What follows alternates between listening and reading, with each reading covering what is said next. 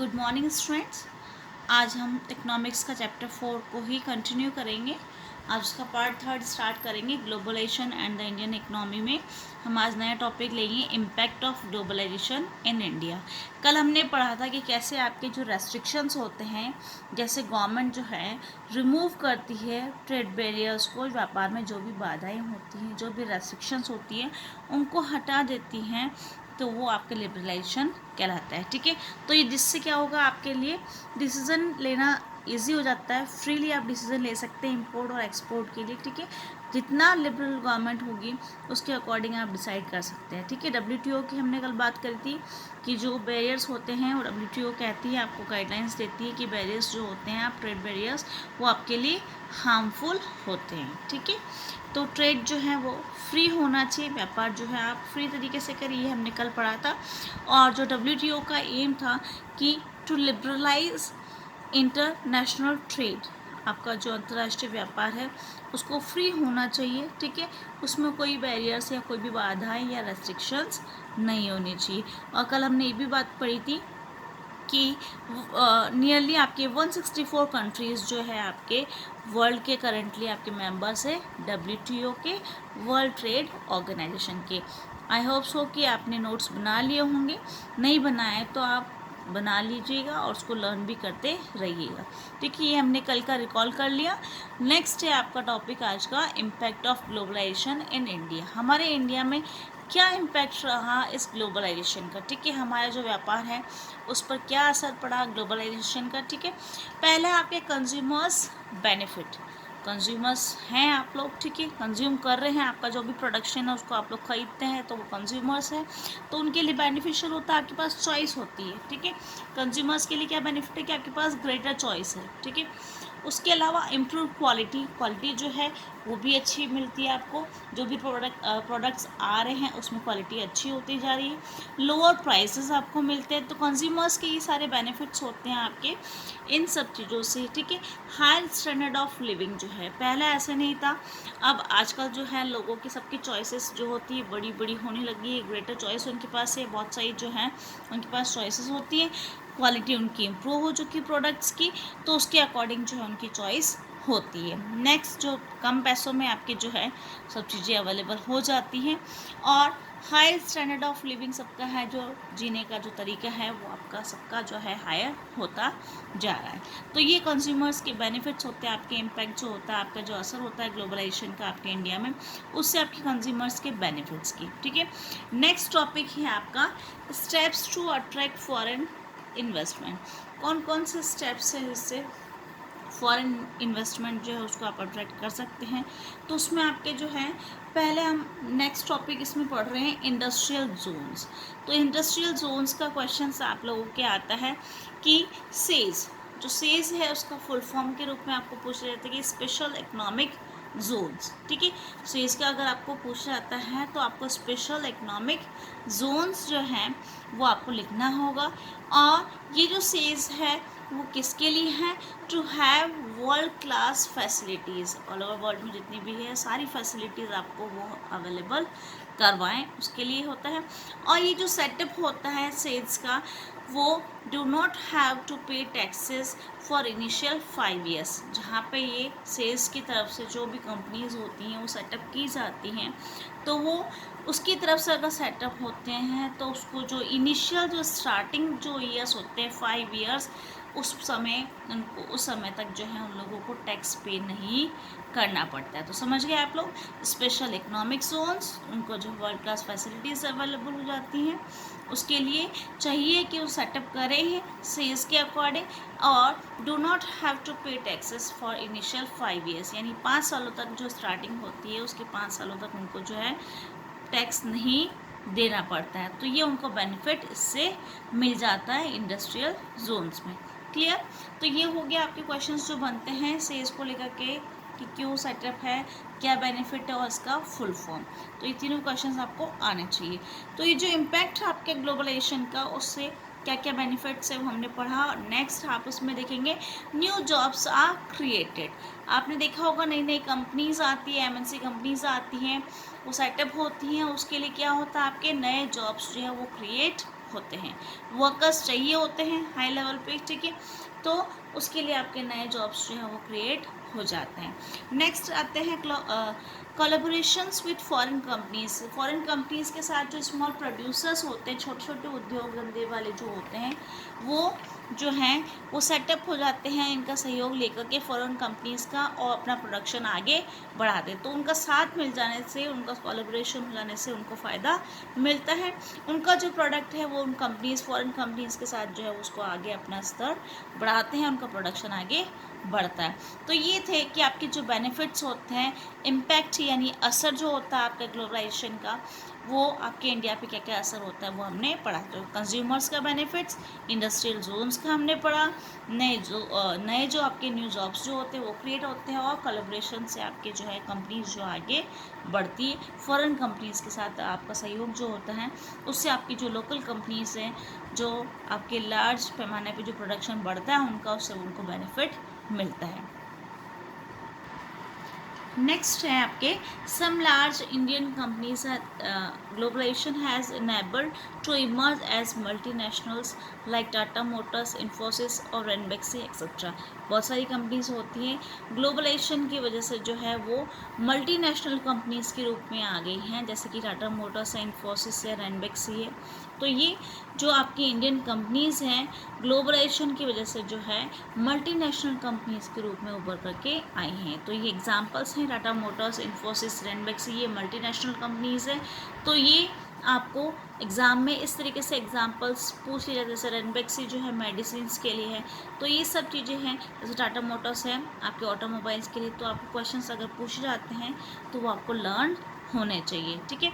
तो कि भाई कौन से फील्ड की है, कौन सी कंपनी और मल्टीनेशनल कंपनीज़ के कुछ नेम लिखिए, तो आपको पता होने चाहिए, और वो क्या प्रोडक्ट्स बनाती है। ये इंपॉर्टेंट क्वेश्चन उसमें अगर आपको वेरी शॉर्ट में पूछ ली जाएँ तो आपको लिखना आना चाहिए इस तरीके से आंसर्स। नेक्स्ट है new opportunities for companies to provide services. ये भी आपने पढ़ा ही था कि नई जॉब अपॉर्चुनिटीज़ आपको मिलती है, नए जॉब क्रिएट होते हैं, तो ये कंपनीज को जो है अपॉर्चुनिटीज़ हो जाती हैं कि वो आपको सर्विसेज प्रोवाइड करे।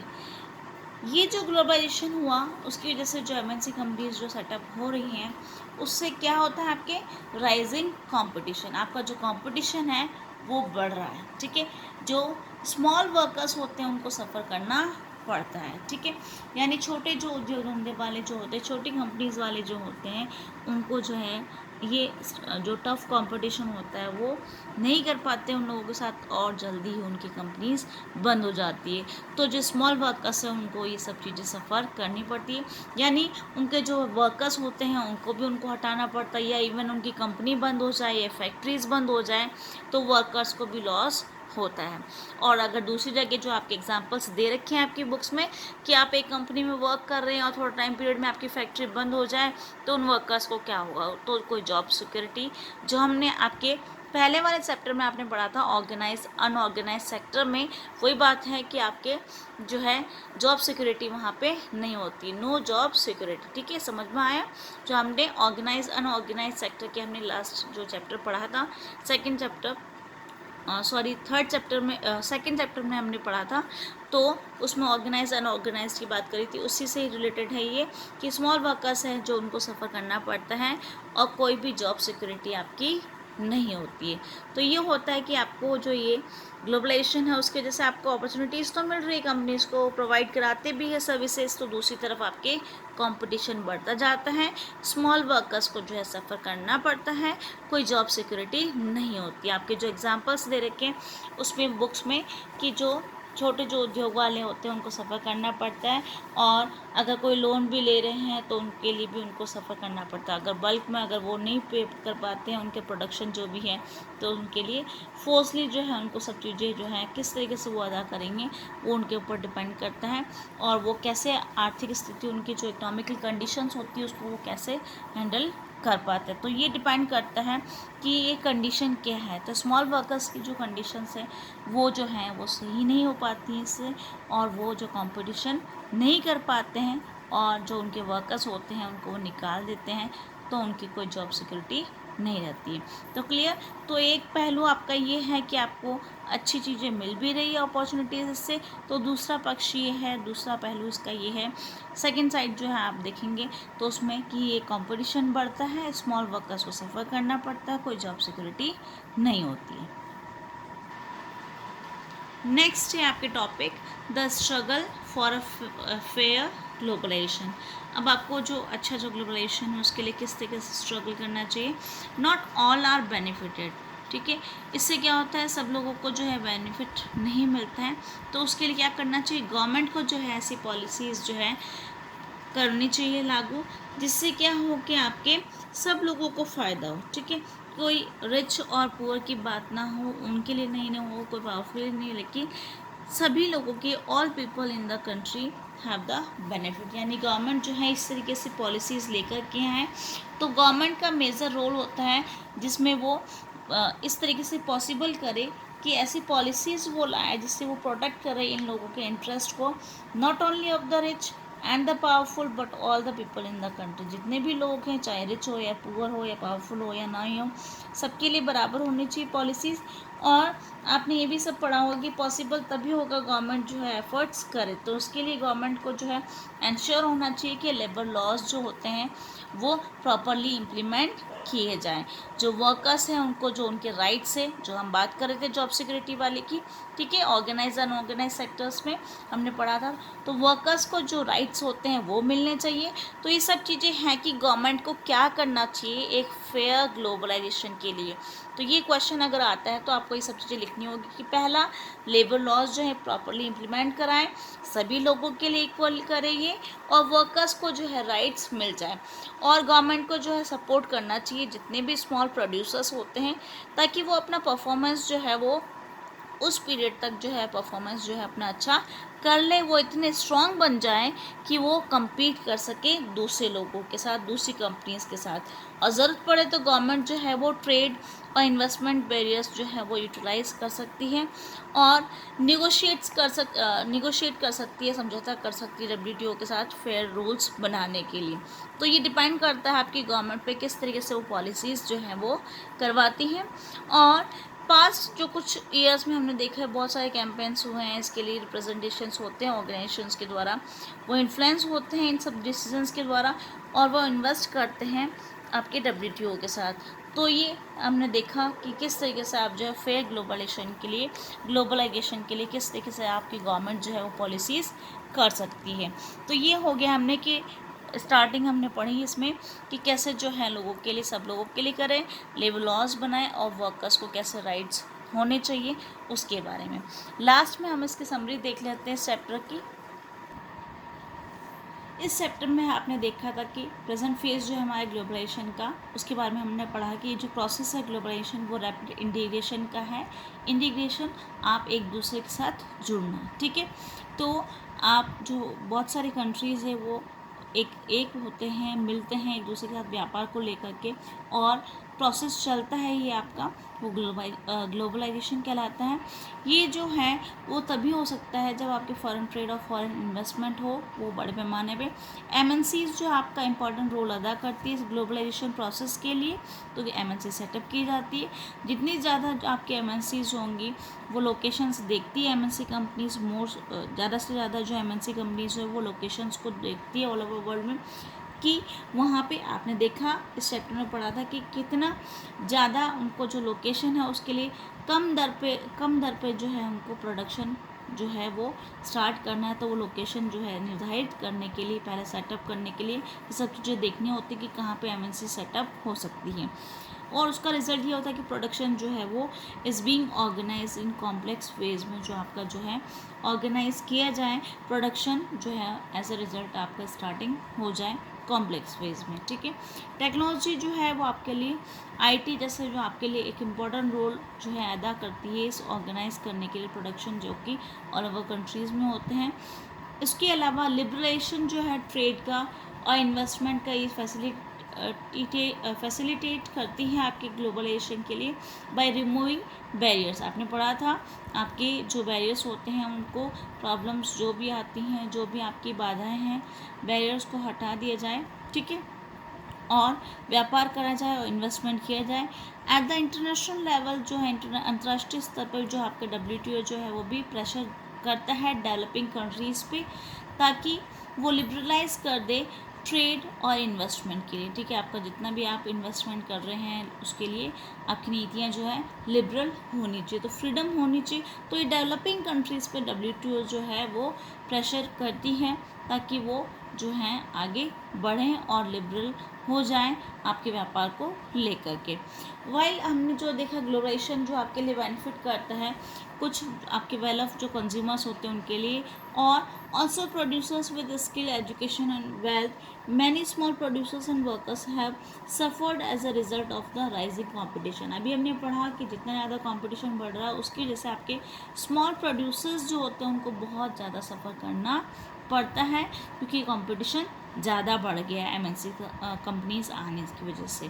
फेयर ग्लोबलाइजेशन आपके लिए जो है वो होना चाहिए ताकि आपके लिए अपॉर्चुनिटीज़ हो जाएं सब लोगों के। ऐसा फेयर ग्लोबलाइजेशन होना चाहिए जिससे कि आपके क्रिएट हो अपॉर्चुनिटीज़, सबको जो है मौका मिलना चाहिए, सब लोगों को फॉर ऑल, यानी सब लोगों के लिए मौका होना चाहिए। And also ensure that the benefits of globalisation are shared better, और सब लोग जो है जितनी भी अपॉर्चुनिटीज़ या बेनिफिट्स दी जाते हैं वो आप लोग जो हैं सब शेयर करें अच्छे तरीके से। तो ये हुआ आपका ये चैप्टर कंप्लीट होता है आज। इसके भी आप नोट्स बना लीजिएगा।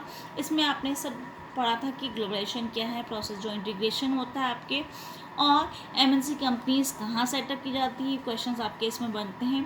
ठीक है, और उसके बाद जो इन्वेस्टमेंट होता है उसके बारे में हमने पढ़ा कि WTO जो है वो उसके बारे में हमने पढ़ा। और नेक्स्ट आपने जो फेयर ग्लोबलाइजेशन के लिए क्या क्या होना चाहिए, गवर्नमेंट की क्या क्या पॉलिसीज़ होनी चाहिए उसके बारे में पढ़ा।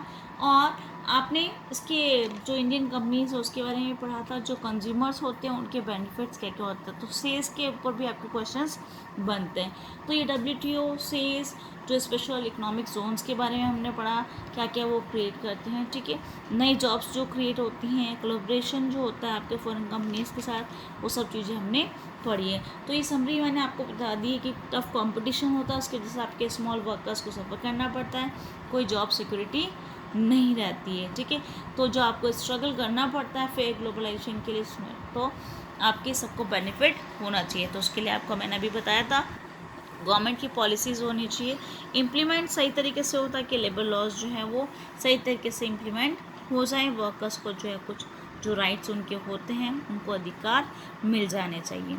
ये क्लियर होता है आपके यहाँ तक, और मैंने आपको समरी में भी बता दिया, क्वेश्चन आंसर्स भी बता दिए किस तरीके से बनते हैं। अब आप इसको कंप्लीट कर लीजिएगा इसके नोट्स। नेक्स्ट चैप्टर हम कल स्टार्ट करेंगे।